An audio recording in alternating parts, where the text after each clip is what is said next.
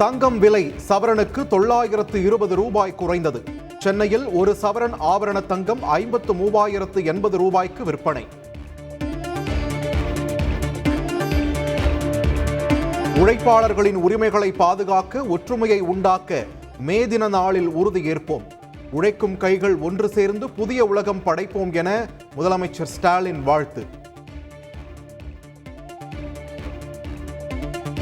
10ஆம் வகுப்பு தமிழ் புத்தகத்தில் கலைஞர் கருணாநிதி குறித்த பாடம் அறிமுகம். பன்முக கலைஞர் என்ற தலைப்பில் 5 பக்கங்கள் கொண்ட பாடம் சேர்ப்பு. காவிரி நீர் பங்கீடு விவகாரத்தில் உத்தரவுகளை மதிக்காமல் தன்னிச்சையாக செயல்படுகிறது கர்நாடக அரசு.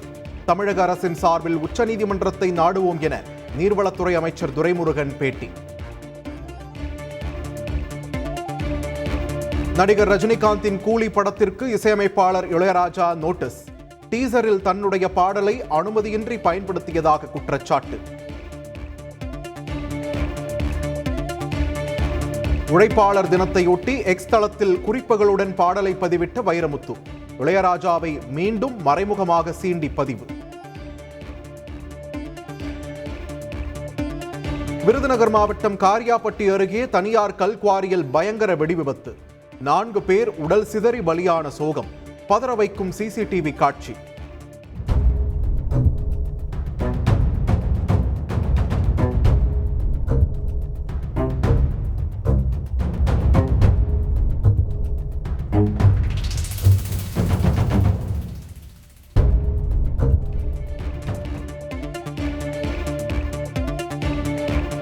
சென்னை தாம்பரம் ரயில் நிலையத்தில் 4 கோடி ரூபாய் பறிமுதல் செய்யப்பட்ட வழக்கு.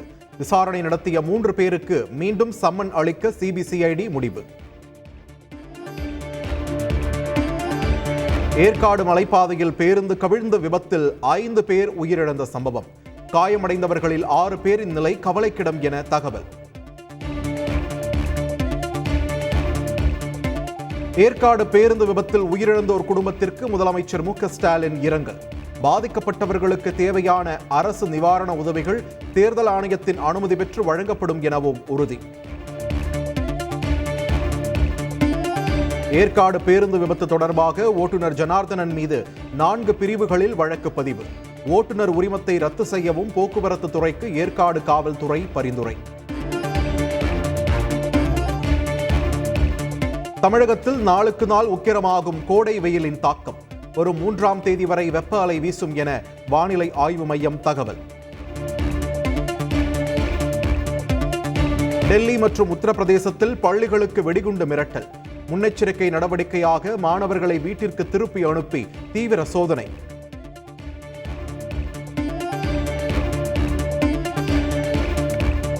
கென்யாவில் கொட்டி தீர்த்த கனமழைக்கு 48 பேர் பலி, 84 பேர் மாயம்.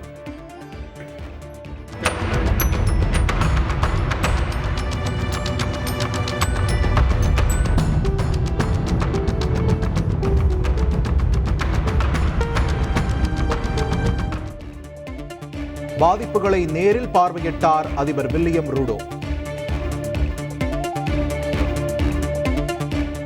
அமெரிக்க முன்னாள் அதிபர் டிரம்புக்கு நீதிமன்ற அவமதிப்பு வழக்கில் 7.5 லட்சம் ரூபாய் அபராதம்.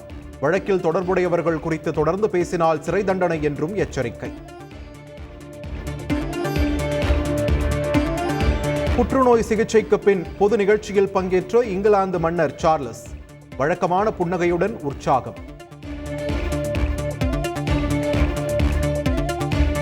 ஹமாஸ் மீதான போரை நிறுத்தக் கோரி போராட்டத்தில் குதித்த அமெரிக்க பல்கலைக்கழக மாணவர்கள். கொலம்பியா பல்கலைக்கழகத்தில் நீடிக்கும் உள்ளிருப்பு போராட்டம். ஐபிஎல் தொடரில் இன்றைய லீக் போட்டியில் சென்னை பஞ்சாப் அணிகள் மோதல். சென்னை சேப்பாக்கம் மைதானத்தில் இரவு 7:30 மணிக்கு போட்டி ஆரம்பம்.